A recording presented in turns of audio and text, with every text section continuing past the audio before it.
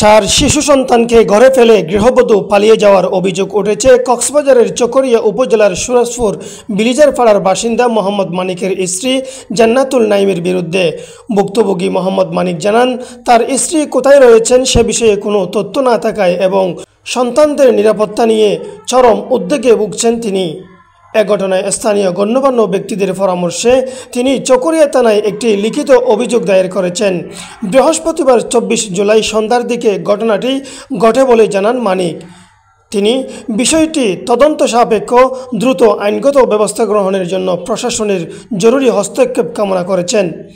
জানা গেছে, অভিযুক্ত জান্নাতুল নাইম চকরিয়া উপজেলার কোনাখালী ইউনিয়নের 4 নং ওয়ার্ডের লতা বনিয়া পাড়ার বাসিন্দা গিয়াসউদ্দিনের কন্যা।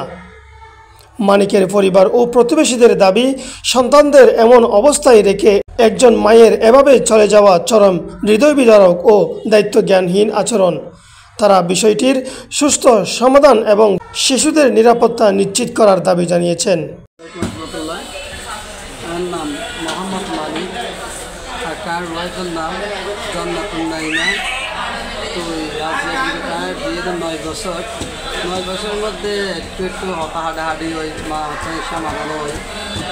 চলে চলতে হঠাৎ করে 7টার দিকে আবার তো হাঁটাহাঁটি হয়ে হাঁটাহাঁটি হওয়ার পরে আইলো সুয়ার মাঝে। সুয়ার মাঝে পরে উঠতে যাই, ও আব্বায় কল দিয়ে আমার তো তারপর দিন সকালে ওর আব্বায় কল দিয়ে শুনলে ওর আব্বা এসছে, ওর মামা এসছে।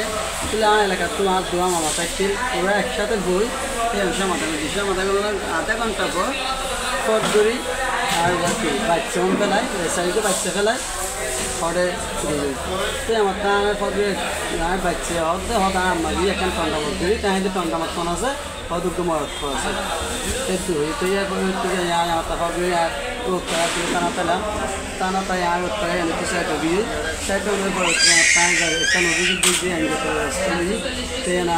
প্রশাসন আমাকে বিচারছে।